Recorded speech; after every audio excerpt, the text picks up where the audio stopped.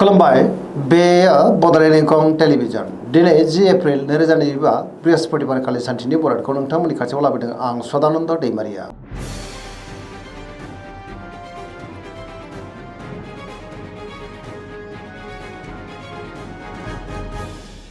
सिगां फरायनो लादों मेष राशि गिबि हांखो अ ल। दिनैनि साना जोबोर मोजां, बहानिफ्रायबा हरखाबै जोबोर मोजां खौरां मोननोबो हागौ, जेरावबो जाफुंसारगोन। सुथुरखौ दिनै गोरलैयैनो फेजेननोबो हागोन। मावनो लानाय खामानिफ्रा दिनै गोरलैयैनो मावफुंलांनोबो हागौ। बहाबा हान्थियोब्ला दिनै जोबोर मोजां आरो मोजाङैनो हान्थिनोबो हागोन। गावनि गोसोनि साननायफोरखौ दिनै लाइमोनफ्रा फोरमायलायनोबो हागोन। रांखावरियाव जोबोर मोजां होनजायो। बेफार फालांगियावबो दिनै जोबोर मोजां मुलाम्फा मोनगोन आरो आयाबो बांनो हागौ। न'खराव बिदा फंबायनि गेजेराव अनलायनाय फैगोन। बिसि फिसायनिफ्राय हेफाजाबखौ मोननो हागोन। बिमा बिफानि अननाय आबोरखौबो दिनै मोननो हागोन। गुबुननि गोसोखौ गोरलैयैनो बोनोबो हागोन। गोसोआव बोलो बांगोन। लाइमोनफ्रा जेरै गावबा गावनि गोसोनि बाथ्राखौ फोरमायनो हानानै गोसोआव जोबोर गोजोननाय फैगोन। फरायसाफ्रा दिनै फरायनायाव गोसो दुंखांगोन आरो मोजां फिथाइ मोननो हागोन। पजिटिभ एनार्जिनि गोहोम गोग्लैगोन। सरासनस्रायै दिनै साना जोबोर मोजां आरो मोजाङैनो बारग'लांगोन।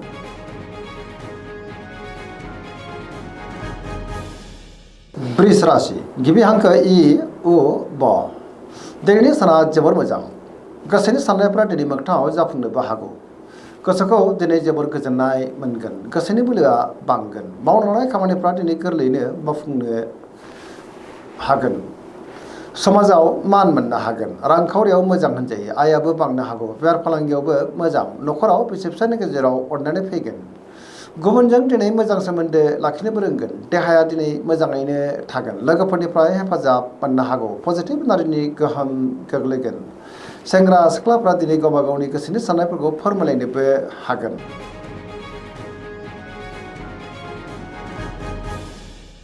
मिथुन राशि गिबि हांखो ख स। दिनैनि साना जोबोर मोजां। पजिटिभ एनार्जिनि गोहोम गोग्लैगोन। मोनफ्रोमबो बिथिङावनो दिनै जाफुंसारगोन। सुथुरखौ गोरलैयैनो फेजेननोबो हागोन। गियाननि आंखाल जानाय नङा। गोसोआव बोलो बांगोन। लाइमोनफ्रा दिनै गावबा गावनि गोसोनि साननायफोरखौ फोरमायलायनो हागोन। पजिटिभ एनार्जिनि गोहोम गोग्लैगोन। देहाया दिनै मोजाङैनो थागोन। रांखावरियाव मोजां। मोननो गोनांखौ मोननोबो हागौ। बेफार फालांगियाव दिनै जोबोर मोजां मुलाम्फा मोनगोन। गोसोनि बोलोआ दिनै बांनो हागौ। सोरबा लोगोनिफ्राय थोजासे हेफाजाबबो मोननो हागौ। गुबुनजों मोजां सोमोन्दो लाखिनो रोंगोन। सोरजोंबा बाख्नायजानोबो हागौ। लाइमोनफ्रा गावबा गावनि गोसोनि साननायफोरखौ दिनै फोरमायलायनो हागोन आरो पजिटिभ एनार्जिनि गोहोम गोग्लैगोन। फरायसाफ्रा दिनै फरायनायाव गोसो दुंखांगोन आरो मोजां फिथाइ मोननोबो हागोन।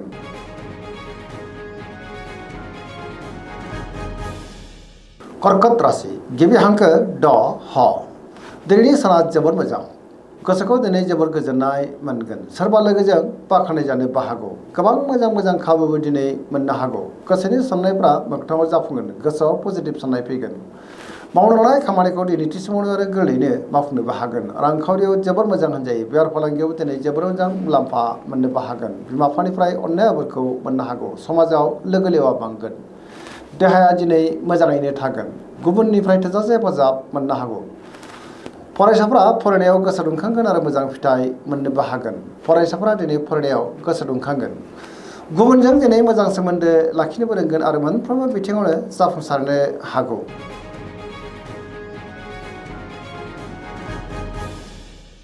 सिंह राशि गिबि हांखो म ट।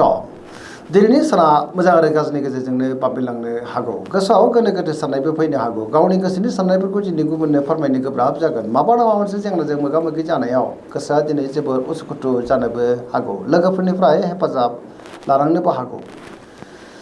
रांखावरियाव दिनै बारा मोजां नङा होनजायो। नाङा फाङा खरसाया बांनोबो हागौ। बेफार फालांगियावबो बारा मोजां नङा। गोबां खहा जानांनोबो हागौ। सांग्रां जानाया गाहाम।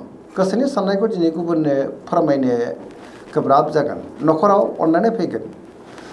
गुबुननि थाखाय नाङा फाङा जेंनायाव गोग्लैनांनो हागौ। देहाया दिनै बारा मोजां थानाय नङा। गोबां रोखोमनि देहायारि जेंनाजों मोगा मोगि जानांनोबो हागौ। फरायसाफोरा दिनै फरायनायाव गोसो दुंखांगोन आरो मोजां फिथाइ मोननोबो हागोन। धोरोमारि बिथिङावबो गोसो दुंखांनो हागौ। सोरबा लोगोनिफ्राय हेफाजाब मोननो हागौ।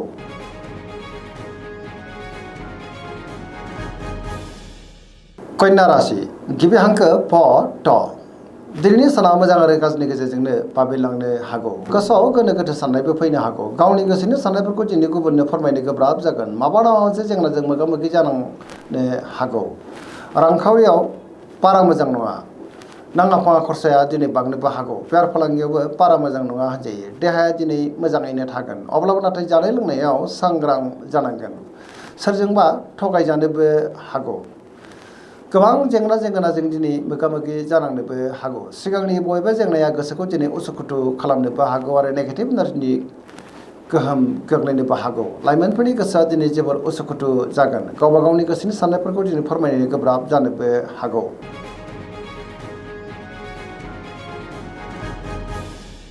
तुला राशि गिबि हांखो र ट। दिनैनि साना जोबोर मोजां। गोबां मोजां मोजां खाबु दिनै मोननोबो हागौ। गोसोआव गोथों आरो गोग्गो साननाय फैगोन। गियाननि आंखाल जानाय नङा।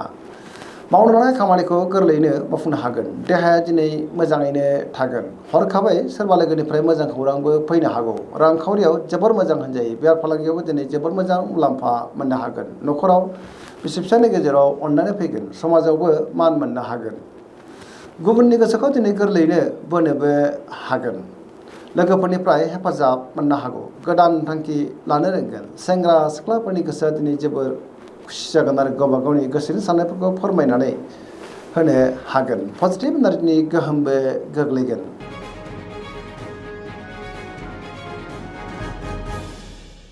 वृश्चिक राशि गिबि हांखो न स। दिनैनि साना जोबोर मोजां। सिगांनि बबेबा आद्रा खामानिया दिनै गोरलैयैनो मावफुंजानोबो हागौ। पजिटिभ एनार्जिनि गोहोम गोग्लैगोन। समाजाव लोगो लेवा बांगोन। सोरबा गोजाम लोगोजों दिनै बहाबा लोगो मोनज्लायनोबो हागौ। गोसोआव गोथों आरो गोग्गो साननाय फैगोन। गियाननि आंखाल जानाय नङा। गुबुनजों मोजां सोमोन्दो लाखिनोबो रोंगोन। गोसोनि साननायफोरा दिनै मोगथाङाव जाफुंनोबो हागौ। गोसोनि बोलोआ बांगोन। समाजावबो मान मोनगोन। न'खराव बिसि फिसायनि गेजेराव अननानै फैगोन। रांखावरियाव दिनै जोबोर मोजां होनजायो। बेफार फालांगियावबो जोबोर मोजां मुलाम्फा मोननोबो हागोन। देहायाबो दिनै मोजाङैनो थागोन। फरायसाफ्रा दिनै फरायनायाव गोसो दुंखांगोन आरो मोजां फिथाइ मोननोबो हागोन। लाइमोनफ्रा जोबोर रमान्टिक जागोन आरो गावबा गावनि गोसोनि साननायफोरखौ दिनै फोरमायलायनोबो हागोन।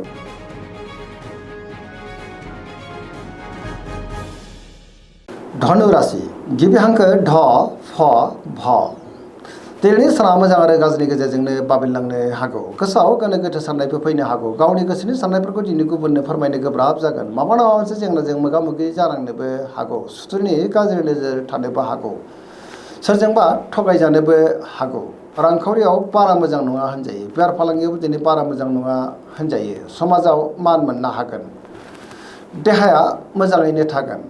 अब्लाबो नाथाय जानाय लोंनायाव सांग्रां जानांगोन। बहाबा हान्थियोब्ला दिनै लामा सामायाव सांग्रां जानांगोन।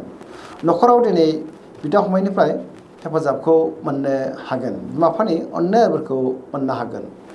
अब्लाबो नाथाय गुबुनजों मोजां सोमोन्दो लाखिनो दिनै गोब्राब जानोबो हागौ। नेगेटिभ एनार्जिनि गोहोम गोग्लैनोबो हागौ। लाइमोनफोरनि गोसोआ दिनै जोबोर उसुखुथु जागोन। गावबा गावनि गोसोनि साननायफोरखौ दिनै फोरमायलायनो गोब्राब जानोबो हागौ।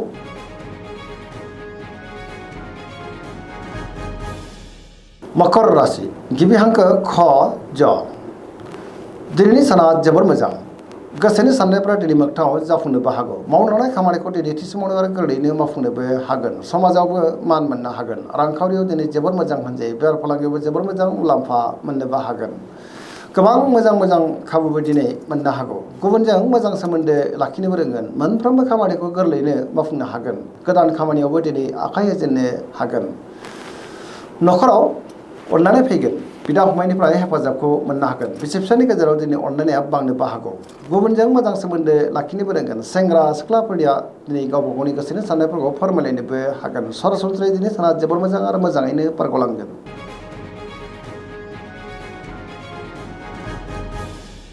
कुम्भ राशि गिबि हांखो ग स। दिनैनि साना जोबोर मोजां।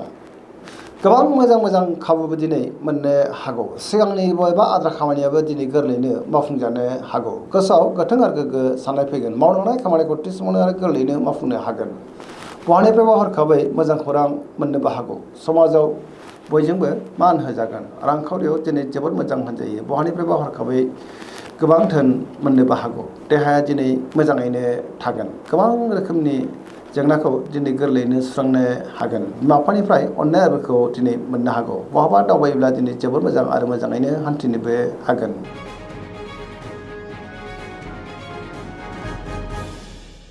मीन राशि गिबि हांखो ड स दिनैनि साना मोजां आरो गाज्रिनि गेजेरजोंनो बाबेनलांनो हागौ। गोसोआव गोनो गोथो साननायबो फैनो हागौ। गावनि गोसोनि साननायफोरखौ दिनै गुबुननो फोरमायनो गोब्राब जागोन। माबा नङा मोनसे जेंनाजों मोगा मोगि जानांनोबो हागौ। सोरबा लोगोजों थगायजानोबो हागौ। देहाया दिनै मोजाङैनो थागोन। अब्लाबो नाथाय जानाय लोंनायाव सांग्रां जानांगोन। रांखावरियाव मोजां, बेफार फालांगियावबो मोजां होनजायो। सोरजोंबा थगायजानोबो हागौ। लाइमोनफोरनि गोसोआ दिनै जोबोर खुसि जागोन। गावबा गावनि गोसोनि साननायफोरखौ दिनै फोरमायलायनोबो हागोन। फरायसाफ्रा फरायनायाव गोसो दुंखांगोन आरो मोजां फिथाइ मोनगोन। दिनैनि राशि फरायनाया एसेनोसै। जोबनायाव बेखौनो खावलायो जाहाथे नोंथांमोना सानफ्रामबो जोंनि बे बड'लेण्ड इंखं टेलिभिजनखौ नायबाय थायो आरो साबस्क्राइब खालामो, लोगोसे लाइक खालामो आरो शेयार खालामो। एसेनोसै, गोजोन्थों।